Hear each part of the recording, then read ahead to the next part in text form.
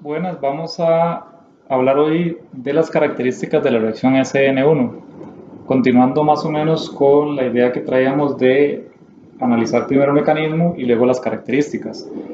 Repaso rápido del mecanismo: el halógeno sale, se forma un carbocatión, el carbocatión entonces se estabiliza por inducción o se puede estabilizar por resonancia dependiendo de la característica de la estructura, para que eventualmente el nucleófilo venga y estabilice la carga y se dé la sustitución. Esta es una SN1. Si uno analiza lo que es la cinética o básicamente lo que es el curso de la reacción, nos vamos a dar cuenta que es un mecanismo de reacción que se lleva a cabo por dos pasos. Primeramente, se da la salida del bromo. Esa característica o ese primer paso es característico de una reacción endotérmica.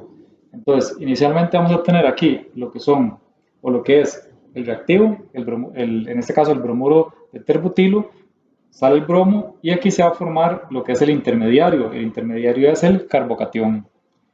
Ya una vez que se forma el carbocatión, el resto de la reacción va y es exotérmica. Entonces es una reacción clásica de dos pasos, ¿verdad? El curso de la reacción. Aquí hay que ver varios detalles. El primer paso, que es que es limitante, porque vean que es el que requiere mayor energía, ¿de quién depende? Analicen ustedes lo que es el mecanismo. Está saliendo lo que es el bromo del halogenuro para formar el carbocatión. La pregunta aquí clave es: ¿participó el nucleófilo en ese primer paso? Que es el paso limitante, ¿verdad? Como lo acabamos de ver. Pues resulta que no, el nucleófilo no participa. Entonces, cuando analizamos la rapidez de esta reacción, la velocidad viene definida por la constante, pero es proporcional a solamente la concentración del halogenuro de alquilo. El nucleófilo no participa en esta primera parte. Entonces, por eso se denomina reacción de sustitución nucleofílica unimolecular o, como se abrevia, SN1, porque solo depende la velocidad o solo depende la rapidez de la reacción del halogenuro de alquilo. El nucleófilo aquí no importa. Ya una vez que se forma el carbocatión, la reacción va sin ningún problema. Entonces, la rapidez viene definida de esa manera y por tanto entonces solo depende de la concentración de el halogenuro. Esta es una ecuación o es una reacción de orden 1, nada más, porque conforme usted duplica la velocidad del halogenuro, duplica la velocidad, perdón, mientras duplica la concentración del halogenuro, duplica la velocidad de la reacción. En el caso de la bimolecular, recordemos que la SN2 dependía de las dos concentraciones. También dependían directamente en orden 1, cada uno. Entonces, el orden global es orden 2, por eso la SN2. Ahora, la nucleofilia. Hablamos mucho de la nucleofilia en el video pasado con respecto a la SN2. Aquí, detalle.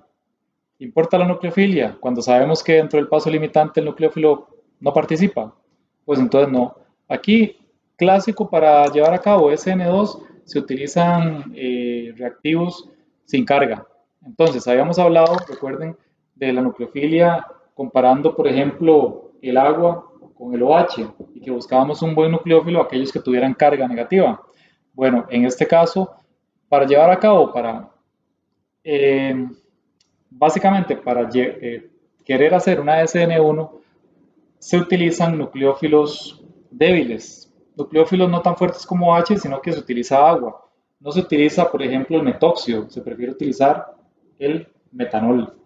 Entonces, una de las características para identificar una SN1 es que el nucleófilo, por lo general, tiene lo que es un compuesto que no tiene carga. Esto es un compuesto que no tiene carga. Eso con respecto a la nucleofilia. Entonces, realmente la nucleofilia aquí no nos interesa. No es parte importante de la reacción. El efecto del disolvente es importante, pero por una característica diferente a lo que se habló en la SN2. En la SN2, el efecto del disolvente era importante porque podía aumentar la nucleofilia en el caso de usar disolventes apróticos.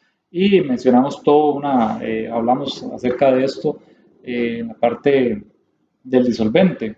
Aquí el disolvente, igual, pensando en disolventes próticos y apróticos, vamos a pensarlo principalmente no en el nucleófilo, porque recordemos que el nucleófilo no interesa, sino en el intermediario. El intermediario tiene carga. Entonces, en la medida de que el disolvente pueda estabilizar esa carga, ayudando al efecto inductivo que ya de por sí se está dando, entonces se lleva con mayor facilidad la sustitución. Entonces, pensémoslo no en el nucleófilo, ¿verdad? Aquí lo vamos a pensar en el sustrato. Los disolventes próticos ayudan a que el sustrato se estabilice. Entonces, viene bien utilizar disolventes próticos para este tipo de reacciones. Con el grupo saliente.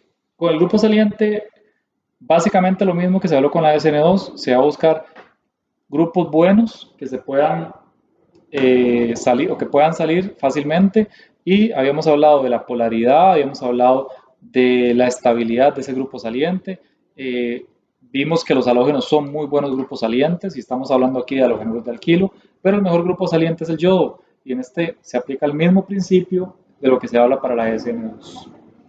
El efecto estérico aquí no importa tanto, el efecto estérico más voy a hablar de la capacidad que tiene un sustrato de estabilizar la carga. Aquí los grupos o los carbocationes terciarios como este son los más estables y recordemos que entonces pensando en la estabilidad del carbocatión podríamos decir que esta primera etapa que es la limitante se lleva más fácilmente cuando se producen carbocationes terciarios sobre los secundarios. Primarios, prácticamente yo no estaría hablando de primarios, porque carbocationes primarios no se forman, realmente son tan inestables que hablar de un carbocatión primario eh, es prácticamente imposible. Y ni qué decir, ¿verdad?, de los carbocationes metílicos. Un carbocatión metílico es improbable que se dé. Entonces vean que aquí tenemos una buena forma de discernir entre la SN2 y la SN1, porque en el caso de la SN2 que hablábamos anteriormente, esta tendencia era al revés. Preferíamos mucho hacer una SN2 en un metílico que un terciario, porque el terciario prácticamente no iba a dar por el efecto estérico que tenía ese grupo. Aquí, más bien, los terciarios me facilitan la formación del carbocatión, que no se forma en la SN2, y esta es la estabilidad, o el orden de estabilidad del sustrato para facilitar lo que es una SN1. Principalmente terciario, luego secundario, primario prácticamente no se da ni metílico. Entonces, por ahí, más que el efecto estérico, hablemos de el efecto del grupo como tal para estabilizar el carbocatión que se forma. Con respecto a la estereoquímica sí es interesante hablar porque la estereoquímica es diferente a lo que es la SN2. En la SN2 habíamos visto que hay inversión de la configuración. Aquí voy a inventarme aquí un carbocatión. Bueno, podríamos tomarlo de acá mismo. Podríamos hacer uno secundario. Vamos a hacer uno secundario y le vamos a poner aquí, en vez de un grupo metil, vamos a poner un grupo etil. Tenemos un carbono quiral. Una vez que esto sale, se forma el carbocatión respectivo, es un carbocatión secundario que se puede formar, no es tan estable, pero sí se forma. Y entonces, ese nucleófilo que va a entrar ahora, que puede ser un nucleófilo débil, sin problema, recordemos que el carbocatión es plano. El carbocatión es plano trigonal. Entonces, este nucleófilo que va a venir a estabilizar esta carga podría entrar por arriba o podría entrar por abajo. Si entra por arriba, me genera este compuesto que está aquí, que nada más vamos a cambiar los grupos y ordenarlos de tal forma como lo tenemos aquí. Aquí tenemos el CH2, CH3. Eso sí entra por arriba. Si entra por abajo, vamos a hacer el producto del compuesto que se formaría si entra por abajo. Aquí quedaría para arriba el hidrógeno, igual el que está al frente, que es un CH3, aquí está. En el plano me queda el CH2, CH3 y aquí abajo me está entrando lo que es el nucleófilo. Bien, una vez que entra el nucleófilo ahí, hagamos el análisis rápido de las configuraciones. Aquí tengo, bueno, el nucleófilo vamos a decir que tiene la prioridad 1, vamos a suponer que es un OH o un metil. si es la prioridad 1, esta es la 2, esta es la 3, este es el R. Y en este caso tendríamos el S. Ven que cuando tengo un carbocatión, las posibilidades de que ingrese por un lado o que ingrese por el otro vienen siendo muy parecidas. Entonces, se podría hablar de una racemización en vez de una inversión. Lo que pasa es que hay que tener conceptos ahí un poquito, hay que aclararlos, porque en la SN2 se decía correctamente que se está invirtiendo la configuración. En la SN1 no es que se dé la racemización, puede llegarse a dar una mezcla racémica y en algunos libros lo dice así, pero la realidad es que siempre se va a formar uno más que otro. Entonces, tenemos, aquí lo correcto es decir que tenemos el producto. Vean que aquí el bromo estaba hacia arriba y aquí el nucleófilo queda hacia arriba. Tenemos el producto de retención de la configuración y aquí sí se está invirtiendo, ¿verdad? Porque teníamos el bromo arriba, ahora tenemos el nucleófilo abajo. Aquí tenemos el producto de inversión. Entonces, en este caso lo correcto es decir que se está dando la retención de la configuración junto con la inversión de la configuración. Hay uno que va a prevalecer más que otro, nunca va a ser 50 y 50 para decir que hay una mezcla racémica, ¿verdad? Pero normalmente, para que tengan una idea, si el bromo sale por el lado de arriba, se va a formar menos del mismo, el que es retención, y se va a formar un poquito más del que es inversión, porque mientras esto sale, el nucleófilo empieza a atacar pero por abajo, para no toparse el bromo, porque recuerden que el bromo es electronegativo. Entonces, para no topárselo, empieza a atacar por abajo y ya después, cuando salió el bromo, se da el ataque por los dos lados. Entonces, por lo general, siempre se da un poquito más de la inversión. Adicionalmente, para finalizar ya el capítulo y terminar ya con esta parte, hay un detalle con la SN1 que no sucede con la SN2. Voy a poner un ejemplo muy concreto acá, olvidándonos ya de todo esto. Pongamos este, CH3, voy a ponerlo con una estructura de Lewis de la mejor manera. Aquí, bromo, CH3, CH3, y aquí voy a poner un hidrógeno. Voy a ir borrando esto, bueno, vamos a ver si me cabe acá, tal vez haciendo un poco de campo. Aquí el detalle está en que cuando se forme el carbocatión respectivo en esta estructura, nos vamos a dar cuenta que es una estructura que me genera un carbocatión secundario. Entonces aquí se forma un CH3, el carbocatión, a mí me falta un hidrógeno, ¿verdad? En este carbono. En ese carbono que se forma el carbocatión, es un carbocatión secundario. Como pueden observar, se forma uno secundario.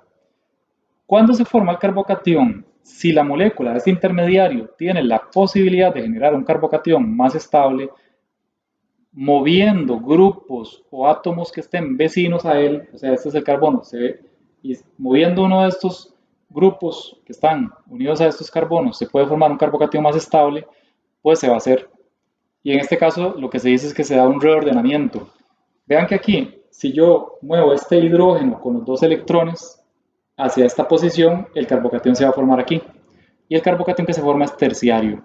Entonces, ese movimiento se representa con una flecha, como con un círculo. Y es que se puede también representar acá el movimiento de que este par de electrones con el hidrógeno viene a estabilizar la carga. ¿Y por qué sucede esto?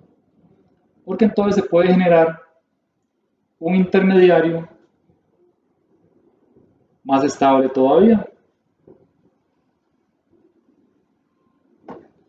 Como pueden observar, ese intermediario que acabamos de dibujar es un carbocatión terciario. Ese carbocatión terciario es mucho más estable que un carbocatión secundario. Y entonces ahí es donde se da la migración de un grupo, en este caso de un átomo, esto es un hidrógeno con el par de electrones, correctamente es un hidruro. Entonces se da la migración a esta posición de este carbono que está acá. Ahí está el hidrógeno con sus par de electrones y como se llevó el par de electrones, deja este carbono con una carga positiva. Al tener esa carga positiva en un carbono terciario, pues es un intermediario mucho más estable. Después por aquí va a venir el nucleófilo correspondiente a estabilizar esa carga y seguir como normalmente hemos visto el mecanismo. Esos son entonces, es una característica, el desplazamiento de esto, lo que se denomina un reordenamiento, que la SN2 no lo tiene, solo lo tiene la SN1. Hay ejemplos de ejemplos, no solo un hidrógeno se puede pasar, podría pasarse un grupo metilo, pero claro, si pasa un grupo metilo de acá, me queda un carbono secundario, entonces un carbocatión secundario no tendría sentido hacerlo. De aquí pasa el hidruro. Pero hay casos, y lo pueden ver en el libro, donde se transfiere un grupo metilo para generar un carbocatión más estable. Esos reordenamientos son clásicos en las SN1, cosa que no sucede en las SN2. Y con esto básicamente terminamos las características de la SN1, que yo les recomendaría hacerse como un cuadro resumen de las características de la SN2 comparadas con las características de la SN1 para que sepan cómo comparar e identificar una reacción de otra. Igualmente en el libro, al final de ese capítulo, viene un resumen más o menos de la comparación de ambos mecanismos y de ambas características. Espero que les sea útil para las prácticas que vamos a subirles al aula virtual.